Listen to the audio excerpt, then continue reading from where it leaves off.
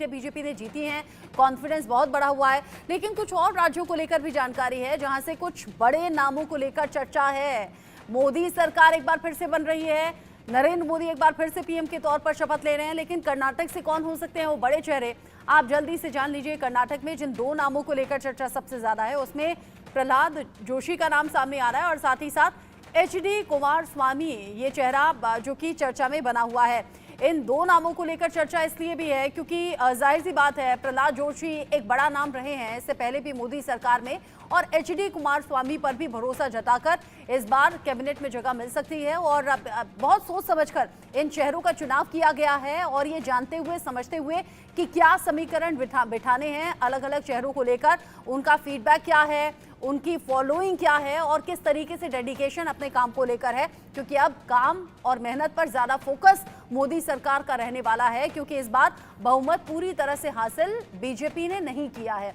आगे आते हुए जो अगला राज्य है वो ओडिशा का है। ओडिशा जहां पर बीजेपी ने पहली बार सरकार भी बना ली है और यहां बहुत सोच समझकर चेहरों का चुनाव, धर्मेंद्र प्रधान जो कि पहले भी मोदी सरकार में बड़ा चेहरा रहे, और संबित पात्रा जो इस बार चुनाव जीत गए हैं। और चेहरे पर बड़ी खुशी कल देखी गई थी। संबित पात्रा जब पहुंचे थे सेंट्रल हॉल में जहां पर समर्थन दिया गया था नरेंद्र मोदी को और बीजेपी की सरकार को, यानी कि एनडीए की सरकार को, सभी घटक दलों की तरफ से संबित पात्रा इस बार चुनाव जीत गए हैं और इस बार कैबिनेट का हिस्सा हो सकते हैं और धर्मेंद्र प्रधान पर एक बार फिर से भरोसा दिखाया जा सकता है और ये मोदी कैबिनेट का एक बड़ा फेस हो सकते हैं। इन चेहरों पर सोच समझकर भरोसा किया गया है क्योंकि अलग अलग चुनौतियों में भी और अलग अलग कसौटी पर भी खरे उतरते आए हैं चेहरे अलग अलग परिप्रेक्ष्य में। ऐसे में इस बार यानी कि लगातार तीसरी बार जब एनडीए की सरकार बन रही है तो ये बड़े चेहरे ओडिशा से, जिसमें इन 2 चेहरों को यानी कि धर्मेंद्र प्रधान और संबित पात्रा का नाम सामने आ रहा है।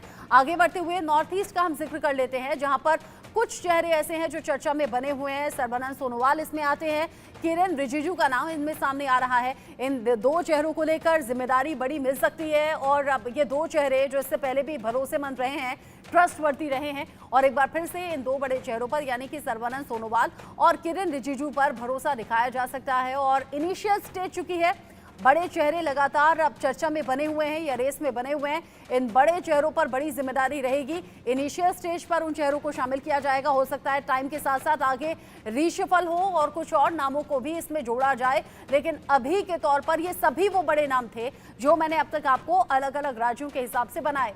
मोदी 3.0 के शपथ ग्रहण को लेकर अब तैयारियां राष्ट्रपति भवन में शुरू भी हो गई हैं। पीएम मोदी के शपथ ग्रहण समारोह में कई खास लोगों को न्योता भेजा गया है। कार्यक्रम में बांग्लादेश, श्रीलंका, मालदीव, भूटान, नेपाल, मॉरिशस से शीर्ष नेताओं के शामिल होने की बात कही जा रही है। क्या है तैयारियां, कौन कौन खास मेहमान पहुंचेंगे, रिपोर्ट आप देखिए।